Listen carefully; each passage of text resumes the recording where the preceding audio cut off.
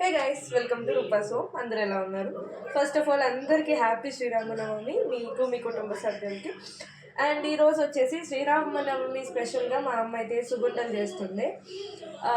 రండి చూసేద్దాం, రెసిపీ చూపిస్తారండి. ఇప్పుడు పచ్చని పప్పుని బాగా కడిగి స్టవ్లో ముట్టించుకొనేసేయండి. బాగా ఉడకనివ్వండి, ఉడకపెట్టండి దాన్ని.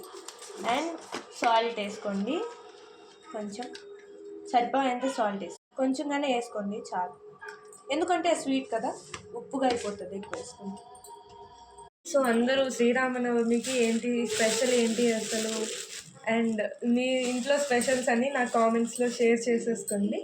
మా ఇంట్లో అయితే మేము నార్మల్గానే చేసుకున్నాం, అంటే సాంబార్ రైస్ అట్లే నార్మల్గా ప్రతి పండగకి ఎలా చేసుకుంటామో ఈ పండగ కూడా అలానే చేసుకుంటున్నాము. అండ్ అంతే, ఇంకేముంటాయి. శ్రీరామనవమి అంటేనే అసలు రాముడి పుట్టినరోజు అనమాట. రాముడి పుట్టినరోజుకి ఎలాగో కేకులు అవి కట్ చేయరు కాబట్టి మేమైతే సుగుండలు చేసి పెట్టాం. అంటే ఎప్పుడు చేయము.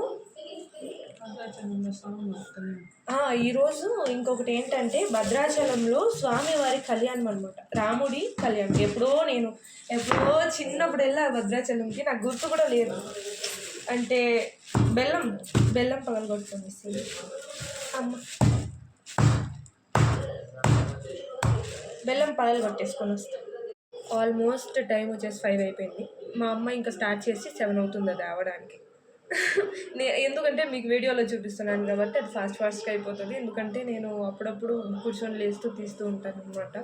అది 7 అవుతుంది, 7, 8 కూడా అవచ్చు. అది అంటే చేసేదాన్ని బట్టి టైం వేస్ట్ చేస్తే టైం ఎక్కువ పడుతుంది, టైం లెస్ చేస్తే. సో మా మమ్మీకి వీడియోలో కనిపించేదానికి ఇంట్రెస్ట్ లేదంట, పాలు పొంగిపోతుంది, ఇంట్రెస్ట్ లేదంట. సో దానివల్ల మా అమ్మ అలానే చెప్తుంది. మీకు చెప్పు మమ్మీ. అందరికీ హ్యాపీ శ్రీరామనవమి. అందరికీ happy Sri Rama Navami once again. So ఇంకేంటి మరి విశేషాలు చెప్పండి మీరు, నేను వింటాను. అంటే మీరు మాట్లాడలేరు, నేనే మాట్లాడుతున్నాను. ఏం మాట్లాడాలో తెలియక మాట్లాడుతున్నాను. ఆల్మోస్ట్ 5 అయిపోయింది కాబట్టి మా అమ్మ టీ పెడుతుంది.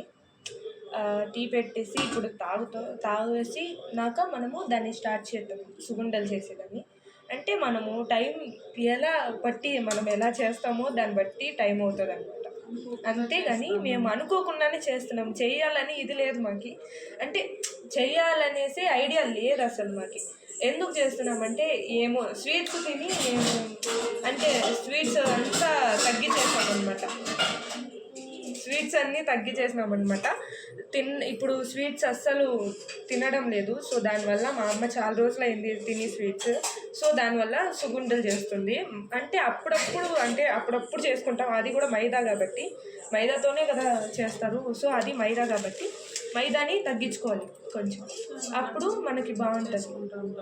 మేము తినాలన్నప్పుడు, అంటే మాకు ఎప్పుడు అనిపించదు తినాలనేసి, అప్పుడప్పుడు చేసుకుంటూ ఉంటాం. తినాలనిపిస్తే చేసుకుంటాం కంపల్సరీ, ఎప్పుడు అనిపిస్తున్నా అప్పుడు చేసుకుంటాం అనమాట. మేమంతా డిలే చేసుకోము, రేపు చేసుకున్నాం ఎదంటికి చేసుకున్నాం అనుకుంటారు, కానీ మేము అలా చేసుకోము అనమాట, ఎప్పుడు చేసుకుంటూ ఉంటాం. సో మా టీ కూడా పెట్టేసింది. సో టీ తాగేసి మనము చేసుకుందాం. ఓకే, మరి వచ్చేస్తాం మళ్ళీ. సో పండుగ రోజు నేను అనుకుంటున్నాను అందరు హెల్త్ బాగుండాలి, అందరూ బాగుండాలి అనుకుంటున్నాను. మనము సుగుండ్లకి రెడీ చేసుకుంటున్నాం. మైదా అనమాట. మైదాని ఫ్రెష్గా ఉన్న షాప్లో నుంచి తెచ్చుకున్నా కూడా జల్లించుకొనేసేయండి. ఫస్ట్ మనం జల్లించుకునేదే ఉండాలి. అండ్ ఇంకోటి, దీంతో కొంచెం బియ్యం పిండి కూడా వేసుకోండి. ఎందుకంటే బియ్యం పిండి వేసుకుంటే సుగుండలు అనేది పగలకుండా వస్తాయి, అప్పుడు మనకు తినడానికి కూడా బాగుంటాయి కదా. సో ఇప్పుడు ఇక్కడ పప్పు కూడా ఉడికిపోయింది. నేను ఇప్పుడు స్టవ్ ఆఫ్ చేసేసుకుంటున్నాను. ఇప్పుడు పిండిని బాగా వాటర్ పోసుకొని బాగా కలుపుకోండి.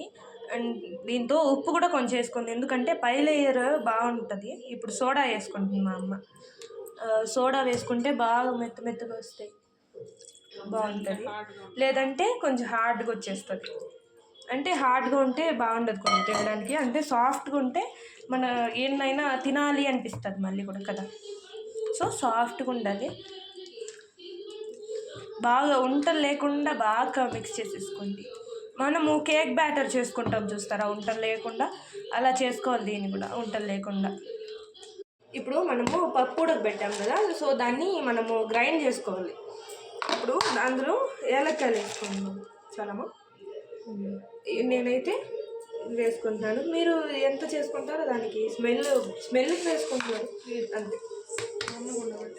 ఇప్పుడు పప్పు మనము ఉడకపెట్టుకున్నాం కదా, పప్పుని మిక్సీలో వేసేసుకుంటాం. నీళ్ళు లేకుండా మనము ఉడకపెట్టుకుంటాం కదా, నీళ్ళు లేకుండా అది మనం వడగట్టేయాలన్నమాట. నీళ్ళు లేకుండా అప్పుడు అంటే వేడిగా ఉంటుంది కదా నీళ్ళు, అది ఇంకా ఇదైపోతుంది.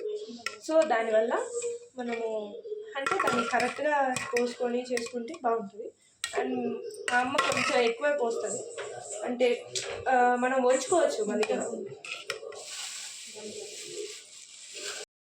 ఇప్పుడు పప్పు వేసుకున్నాం కదా మిక్సీలోకి, బెల్లం వేసుకోండి. బెల్లం యాడ్ చేసేసుకోండి.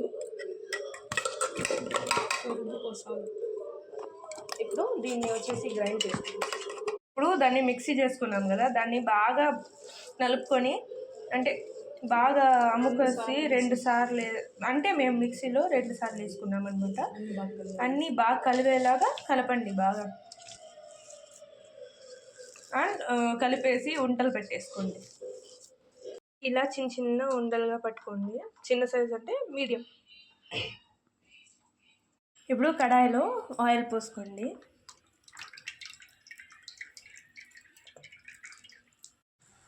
నూనె అయితే కాయిపోయింది, వేసుకుంటున్నాం. అది కొత్త నూనె కాబట్టి కొంచెం బురుగు వస్తుంది అనమాట నూనెలో. సో కాలిపోయిందనమాట. ఇప్పుడు వేసుకుంటాం.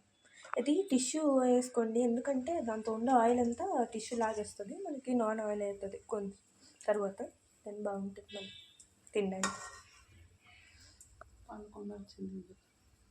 ఇప్పుడు చూడండి, బియ్యం పిండి వేసిన దానివల్ల పగలకుండా, ఒకటి పగలకుండా వచ్చింది, చాలా బాగా వచ్చింది. సో సుగుంట్లు అయితే అయిపోయింది.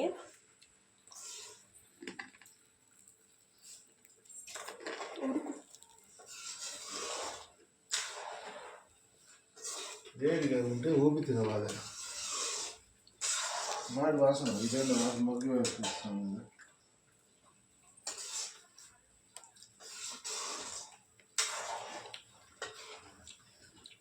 చాలా బాగా వచ్చింది. స్వీట్ కూడా ఉంటే, స్వీట్ కూడా కరెక్ట్గా ఉంది.